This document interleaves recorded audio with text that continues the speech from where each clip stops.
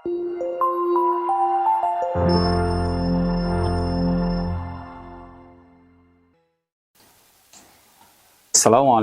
warahmatullahi wabarakatuh. Alhamdulillah, kita bersyukur kepada Allah Subhanahu wa Ta'ala atas limpahan nikmat dan karunia kepada kita semua. Pemirsa Umatan TV yang dimuliakan Allah Subhanahu wa Ta'ala, dan semoga senantiasa selalu berbahagia dalam naungan dan lindungan Islam, sehingga kebahagiaan kita akan selalu membawa energi positif bagi diri kita dan lingkungan kita tentunya.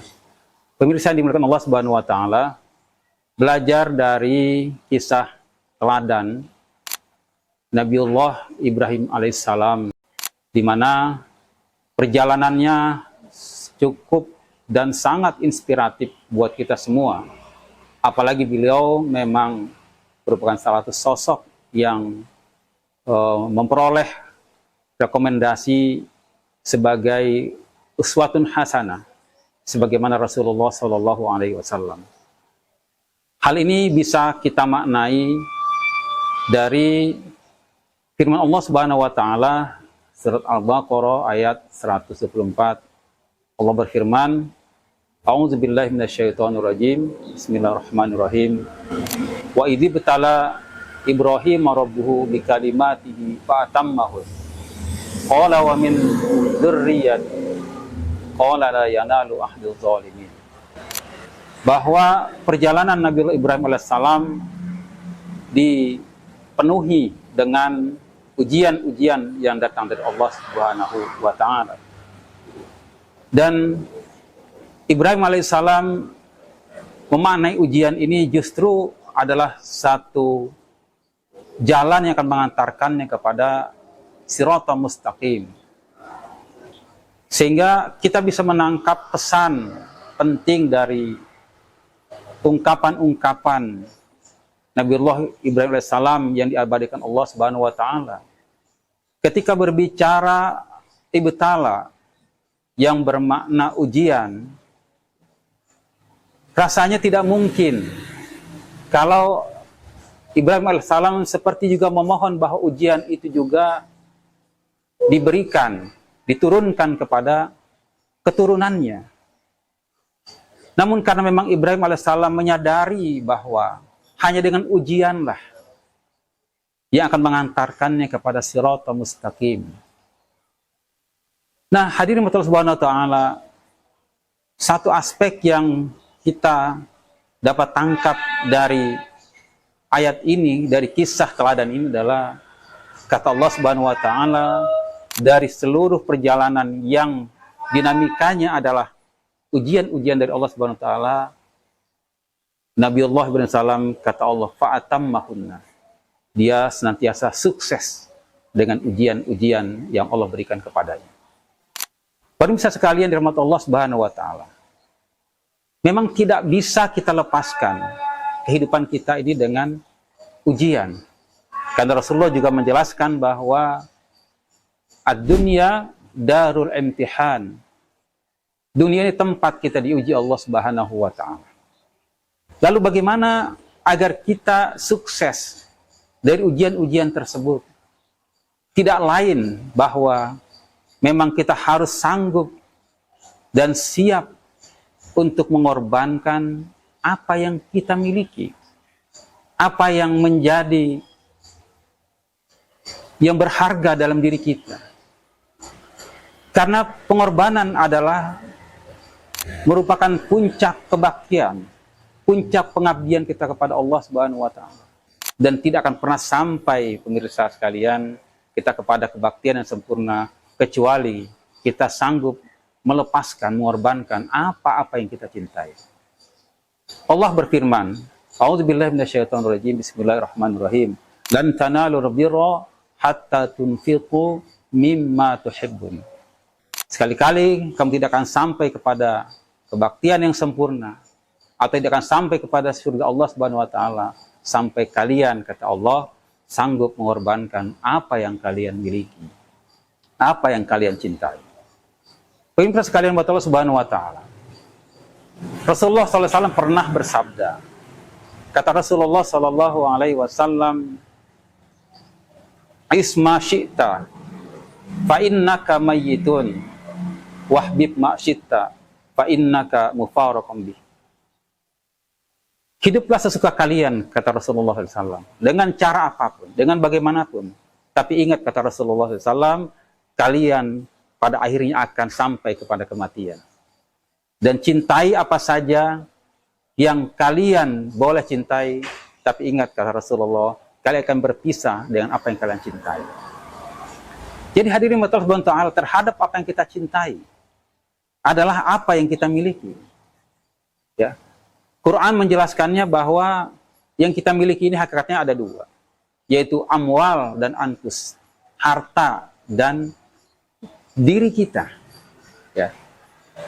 Harta kita atau amwaliyah kita adalah apa yang berada di luar diri kita. Apakah itu harta benda, kekayaan, pekerjaan, waktu kita, dan sebagainya, termasuk istri dan anak-anak kita.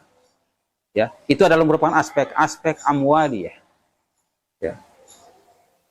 Yang kedua adalah aspek anfusiyah. Ya. Yang kedua ini adalah aspek yang paling mendasar. Karena kesanggupan terhadap aspek amwaliyah hakikatnya adalah merupakan cerminan daripada anfusiyah. Ya.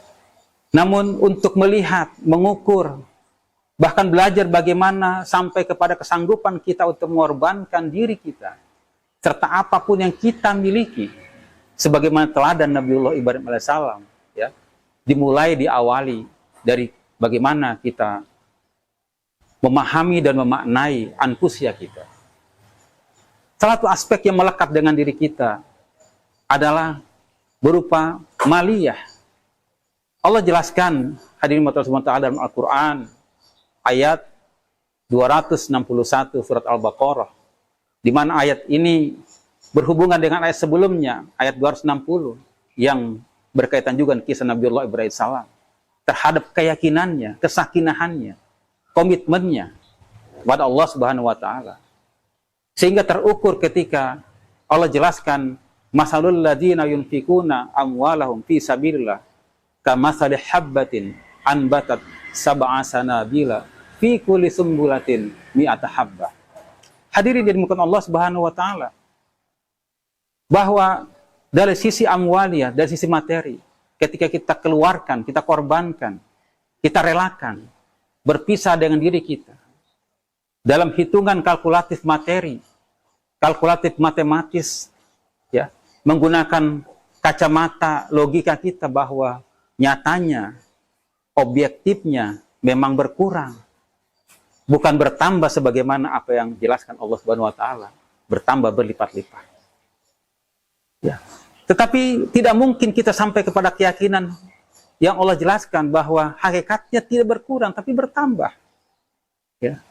Hanya satu cara, ya, kita harus mampu melatih, mengorbankan apa yang kita miliki tadi dalam berbagai bentuk pengorbanan amwaliyah, zakat, infak, sedekah, hibah dan sebagainya. Itu adalah bentuk-bentuk perwujudan kesadaran keyakinan bahwa yang kita keluarkan hakikatnya akan kembali kepada kita atau akan berlipat jumlahnya, bukan berkurang, hadirin mati Allah Subhanahu wa Ta'ala. Karena inilah yang menjadi ujian pertama, ya, dari apa yang kita miliki. Dan inilah merupakan satu ekspresi dari jiwa kita. Sehingga memang membangun kesadaran ini sebagaimana teladan Ibrahim alaihissalam membangun keyakinan akan eksistensi Allah Subhanahu wa Ta'ala. Dan ini yang dikomunikasikan kepada dirinya sendiri. Membangun keyakinannya ketika di lingkungan tengah-tengah masyarakatnya. Mainstream yang berlaku ketika itu adalah keyakinan terhadap berhala, terhadap paganisme. Dan dia menentang itu semua. Dan yang hebat dan luar biasa yang jadi teladan dari kisah Ibrahim alaihissalam adalah bagaimana dia mengkomunikasikan hal ini kepada keluarganya, kepada istrinya, kepada anaknya.